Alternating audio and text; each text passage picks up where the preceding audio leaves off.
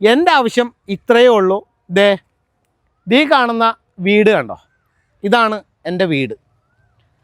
ആ വീടിന് പെർമിഷൻ തരാതെ എന്നെ 11 കൊല്ലം ഈ കോലത്തിലൊക്കെ ആക്കിയ നിങ്ങളോടൊക്കെ തന്നെയുള്ള പ്രതികാര നടപടി എന്നോണമാണ് നിങ്ങൾ നടത്തിയിട്ടുള്ള അഴിമതി കണക്കുകൾ അല്ലെങ്കിൽ അഴിമതികളുടെ രേഖകൾ പിടിച്ചെടുത്ത് നിങ്ങൾക്കെതിരെ നിയമ പോരാട്ടം തുടരുന്നതും തുടർന്നുകൊണ്ടിരിക്കുന്നതും. നമസ്കാരം, ഞാൻ ബോസ്കോ കളമശ്ശേരി. ഇന്നേ ഞാൻ രാവിലെ മൂവാറ്റുപുഴ വിജിലൻസ് കോടതിയിലേക്ക് പോയായിരുന്നു. വിജിലൻസ് കോടതി DYSP വിജിലൻസിനോട് വിശദീകരണം തേടി. അത് മറ്റൊന്നിലുമല്ല, ഞാൻ ഈ കൊടുത്ത കേസാണ്. ഈ കേസ് ഏതാണെന്ന് ചോദിച്ചാൽ എൻ്റെ വീടിൻ്റെ അവിടെ കാണുന്ന ആ തോടാണ് പ്രശ്നം. ആ തോട് നികത്തിയിട്ട് കുറേ വർഷങ്ങളായി. ആ തോട് പൂർവ്വസ്ഥിതിയിലാക്കാൻ പറഞ്ഞിട്ട് ഹൈക്കോടതി ഉത്തരവിട്ടു, കളക്ടർ ഉത്തരവിട്ടു.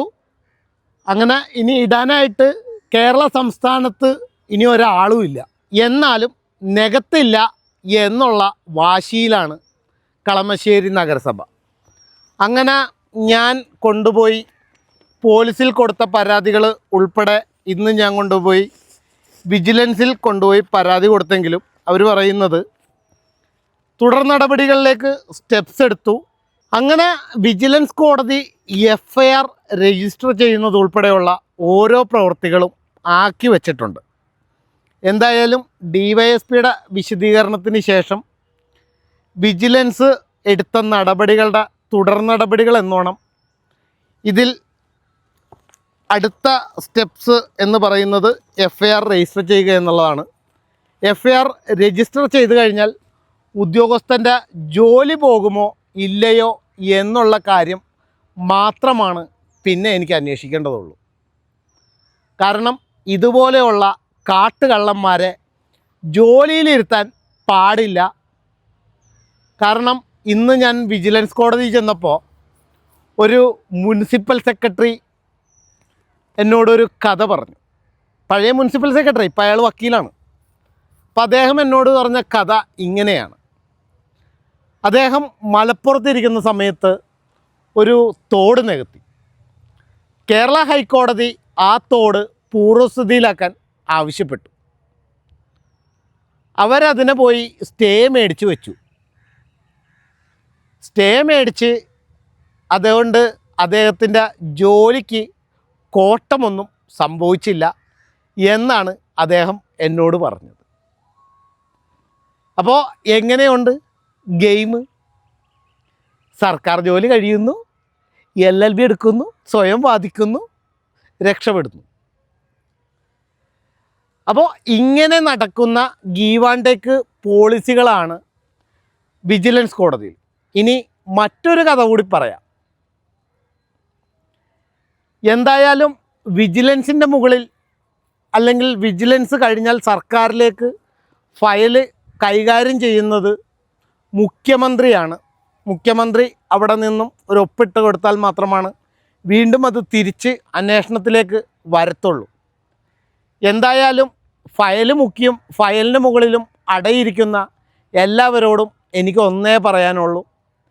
എൻ്റെ ഈ വണ്ടിയും എൻ്റെ ഈ കാലും ഓടുന്നിടത്തോളം കാലം നിങ്ങളെയൊക്കെ കോടതി കയറ്റി ഇരുത്തി നടപടിയെടുപ്പിക്കാൻ എനിക്ക് നന്നായി അറിയാം. അതിനെനിക്ക് ഇവിടെ ഒരു വക്കീലിൻ്റെയും സഹായം ആവശ്യമില്ല. എന്തായാലും വക്കീലിൻ്റെ സഹായം തേടി ഈ കേസുകളിൽ ഞാൻ വരുമെന്ന് നിങ്ങളൊരു പ്രതീക്ഷയും വെക്കണ്ട.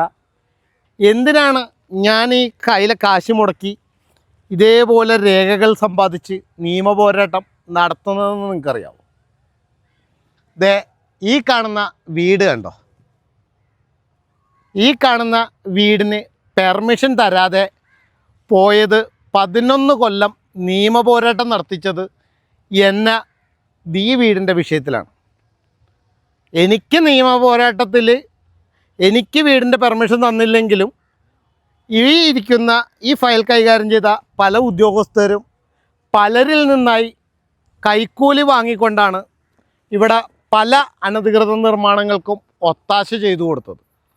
അതുകൊണ്ട് തന്നെയാണ് ഞാൻ ഇവർക്കൊക്കെ എതിരെ നിയമ പോരാട്ടം ഇപ്പോഴും നടത്തിക്കൊണ്ടിരിക്കുന്നത്. എന്തായാലും എനിക്ക് ഈ 2 കാല് ഉള്ളിടത്തോളം കാലം നടന്നു പോയിട്ടാണെങ്കിലും, ഇങ്ങനെ നടന്ന് പോയിട്ടാണെങ്കിലും ഞാൻ നിങ്ങൾക്കെതിരെ നിയമ പോരാട്ടം നടത്തും. ഇനി നിങ്ങൾ ചിലപ്പോൾ എൻ്റെ 2 കാലും ചിലപ്പോൾ തല്ലി ഒടിക്കും. അപ്പോഴും എനിക്ക് പേടിയില്ല. ഞാൻ എൻ്റെ നാക്ക് കൊണ്ട് ഞാൻ നിയമ പോരാട്ടം നടത്തും.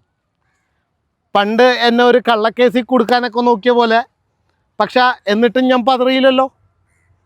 കള്ളക്കേസിൽ കുടിക്കുക വാദി ഇപ്പോൾ പ്രതിയാവുന്ന നിലയിലേക്കൊക്കെ കാര്യങ്ങൾ ഞാൻ എത്തിച്ചിട്ടുണ്ട്.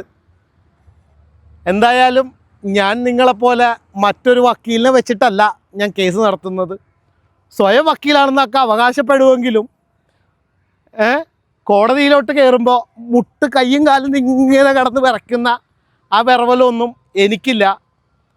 എന്തായാലും അകത്തോട്ടാണെങ്കിലും പുറത്തോട്ടാണെങ്കിലും എന്നെ ബുദ്ധിമുട്ടിച്ച കാട്ടുകള്ളന്മാരായ ഉദ്യോഗസ്ഥർക്കെതിരെ നിയമ പോരാട്ടം നടത്തുക എന്നുള്ള ഒറ്റ ലൈനേ ഉള്ളൂ. ഇവരെപ്പോലെയുള്ള കാട്ടുകള്ളന്മാരെ കസേരയിലിരുത്താൻ ഒത്താശ ചെയ്തു കൊടുക്കുന്ന ജനപ്രതിനിധികളെയും വരും ദിവസങ്ങളിൽ കോടതി കയറ്റാൻ തീരുമാനിച്ചു വച്ചിട്ടുണ്ട് എന്നുള്ള സന്തോഷ വിവരം കൂടി അറിയിച്ചുകൊണ്ട് നിർത്തുന്നു. നന്ദി, നമസ്കാരം.